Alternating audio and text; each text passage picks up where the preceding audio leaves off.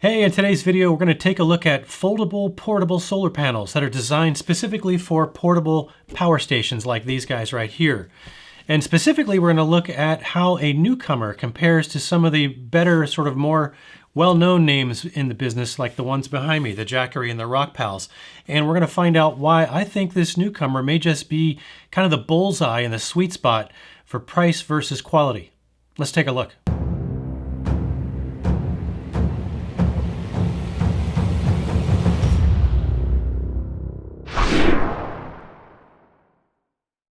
So this is not a sponsored video. I bought all of these panels with my own money. I first bought the Jackery and it cost me just about 300 bucks. I think I might have gotten it a little bit less than that on a special sale pricing about a year ago. Now I will say I really like the Jackery panel and I did a video comparing it to the Rock Pals, which is over here on my left. This is a little bit less money. So the Rock Pals is cheaper than the Jackery. Now the Jackery is really well known in the industry as kind of being one of the top dogs in terms of quality of construction. It's very rugged, very durable, and I really do like the panel even though it's kind of premium priced. And I recently acquired this Rock Pals 300 in an effort to find out whether or not I could get by with something that's much less expensive, lower capacity for what I use it for than the Explorer 1000. And I did a video on that experience, and I'll put a link to that right up here if you want to check that out. But now that I've got two of these, I wanted to get a third solar panel so I could dedicate two panels to the Jackery if I wanted to charge it as fast as I possibly could, and one panel to the Rock Pals. And so when I was searching for this, I came across this kind of a newcomer, which I'll bring up and show you right now. Once I clear the table. So this is the newcomer I'm talking about. It's a PowerNess 120 watt solar panel, not 100 watts, 120 watts.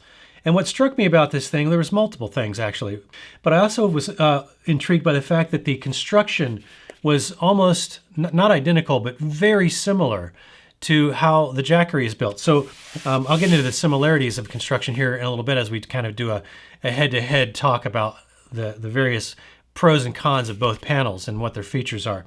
But in addition to that, the fact that it seemed to stack up so well against the Jackery just in terms of build and functionality, and even be a little bit more higher capacity than the Jackery, somehow it manages to not only be cheaper than the Jackery, it's significantly cheaper than the Jackery and cheaper than the Rock Pals, much to my surprise.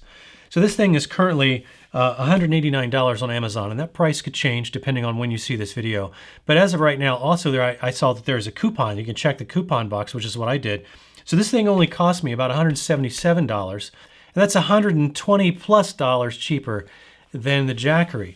And so that's why I bought this. I wanted to find out if it really is as well constructed as it appeared to be in the listing.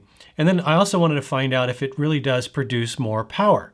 So let's do a quick rundown on some of the basic specs and show you kind of how this PowerNess is so very similar to the Solar Saga from Jackery, and a little bit how it's different. So we already talked about the price. The Solar Saga has both an Anderson connector and an 8mm connector that is native to the Jackery power station, obviously. The PowerNess 120 has an 8mm connector that also fits the Jackery, and then it has a splitter with an extra connector on it that is like either a 3.7 or maybe a 4mm. So I'm not really sure what that goes to yet. I still haven't figured that out, but we'll talk more about that in a minute. Now they both have two USB ports inside the cable bag. So in this little compartment here, the Jackery has one as well. It has one Type-C connector and one Type-A connector. Now what's different is that the PowerNess, instead of a Type-C connector, it actually has a Type-C cable already integrated. So you don't need to bring your cable, which I kind of like, because now if I happen to need an extra cable, or if I've forgotten a cable and I want to charge my phone or my GoPro or whatever, I can just connect it right to the cable that's already included with the PowerNess, and I don't need to bring an extra cable for that. Also, the module, and I'll put a picture up here of that, the module for the connectors in the back of the PowerNess has an LCD output that shows you the volts and amps coming out of each of the USB ports and the DC port. So you can see kind of what it's producing. The Jackery does not have that. Now, in terms of construction, they are both monocrystalline construction, and they both use that ETFE laminate, and they both have exactly the same heavy canvas material on them, giving them that sort of legendary Jackery durability. And so I was very surprised to see that on the PowerNess being such a less expensive product. And the Jackery uses a 2-panel design, as you saw, and it's semi-rigid, so it's a little bit flexible, but you don't want to bend it very far. Same goes with the PowerNess, except it is a 4-panel design, and it folds into actually a smaller footprint than the Jackery does.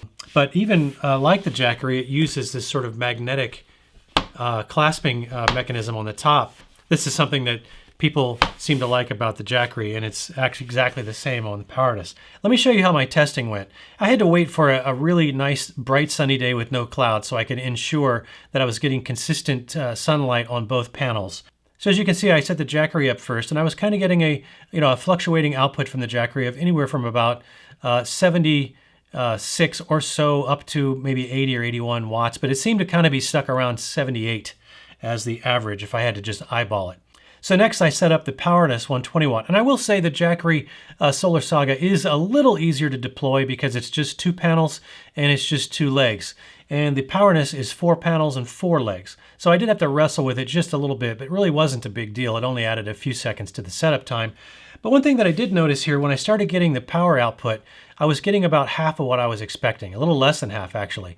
And then it occurred to me that the angle, the default angle in the PowerNess is much shallower. It's about 35 degrees, 38 degrees, compared to about a 45-degree angle on the Jackery.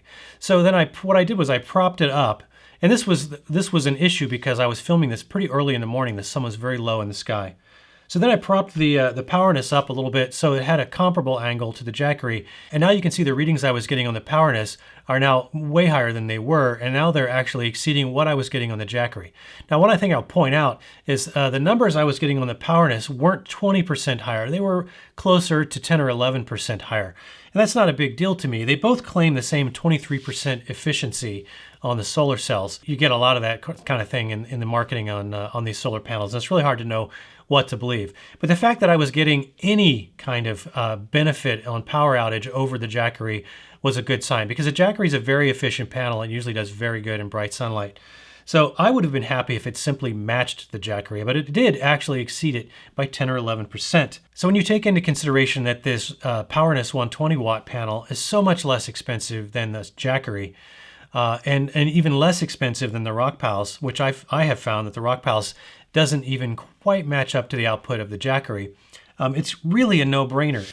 But everything about the construction here just feels quality. And let's talk about the cable that this thing comes with. So in the pouch, it does come with that Y cable that I mentioned. It's got the 8mm that fits the Jackery, and then it's got this, I believe it's a 4mm, maybe a 3.7mm. It's really hard to be certain. I don't know what this is for. So if you happen to know, feel free to comment. But I don't know what uses this size of connector. But the 8mm is very common and is definitely used by all the Jackery products. So I wanted to find a way to hook this to the Rockpals if I ever needed to.